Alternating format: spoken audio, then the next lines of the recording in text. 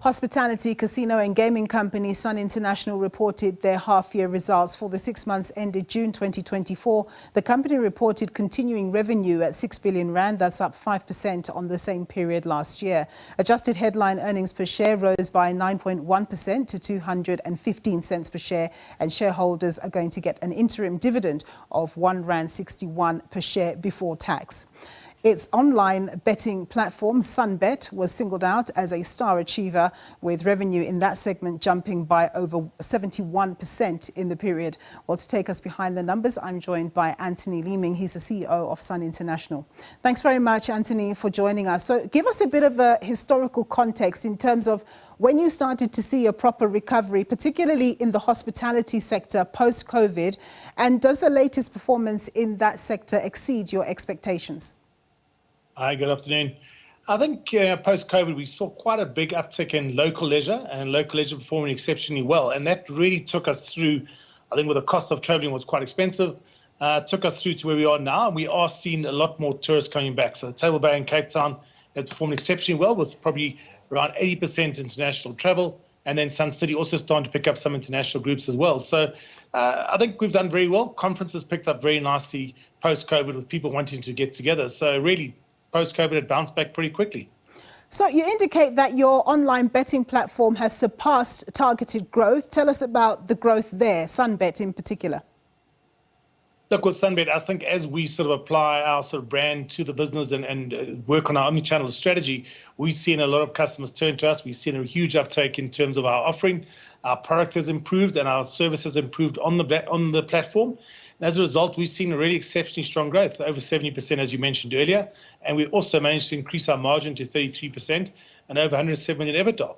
It is still 10% of our business, not the biggest part, but growing really rapidly and offsetting some of the sort of slower, more sluggish casino income. So on the other side, you also indicate that your Sun Slots business saw a 4% decline in revenue, but that you're working to change that. Just to elaborate on that. Yeah, Sun Slots are definitely coming under some economic pressures. I think it's also partly been impacted by online. Online slots were licensed in 2022, 23 was a tough year, and 24 has continued. Having said that, we still see a lot of economic growth coming through, and we are starting to see certain sites doing a lot better. We've got some new product going in. We're looking at site Bs, as well as lobbying for an increase in the minimum bet and max payouts of 5 Rand and 500, which have really been at this level since inception of the industry. So what have been some of the challenges that you've had in running your diversified business, and what efficiency measures do you employ to maintain profitability? Look, post-COVID, I think all businesses really look really hard at how we operate, how we can operate better, and what costs can we take out of the business. So I think we've been on almost a 4-year journey of really operating efficiently and effectively. I think the objective is we're still a customer-facing business, and we need to make sure our service is at the appropriate level. So we are managing to achieve this, and we look really, really hard. So systems, processes, people, you name it. There's nothing that we haven't looked at to try and improve the bottom line. So there seems to be some general optimism around the economic fortunes of the country for the second half of the year. What's your feeling, particularly for the tourism and hospitality sectors? Look, we're certainly positive. I mean, any sort of increase in disposable income, any sort of economic growth does tend to feed through to the market.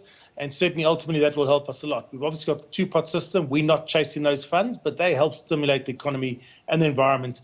And ultimately, we believe we'll be a beneficiary down the line if the economy is doing better. Yeah, well, I suppose you can't really downplay the two-pot, because estimates are that people are going to draw anything between 50 and 100 billion rand in the next few months. So maybe you will get a slice of that. Possibly, but that's not the sort of income we're really after. We're just hoping for stimulus in the economy, a nice uptick in the business, and all business to really benefit from that. I think we haven't seen it for a long time, so we're really excited. And obviously, we are definitely believe interest rates are coming down with the lower inflation. And with our new Piedmont deal about to be announced, or about to hopefully concluded, we have a lot more debt, but lower interest rates, a thriving economy. We think it's a great time to have made the acquisition. Such a great picture that you paint. On the issue of energy, we know that, that has been a massive problem, and firms like yours have had to invest in alternative energy in order to be able to continue operating. How do you feel about the situation now, where we've had so many months without load shedding, and you've had to spend all this money on this infrastructure?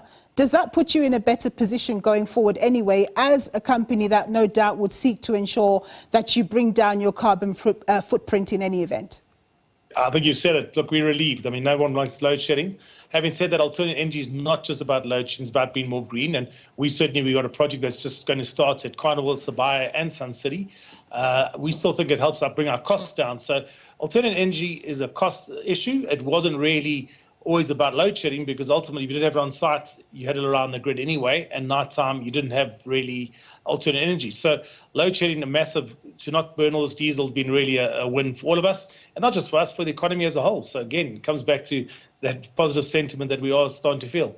Indeed. Anthony, thank you so much for speaking to us here on SABC News On Point. That was Anthony Leeming. He's the CEO of Sun International.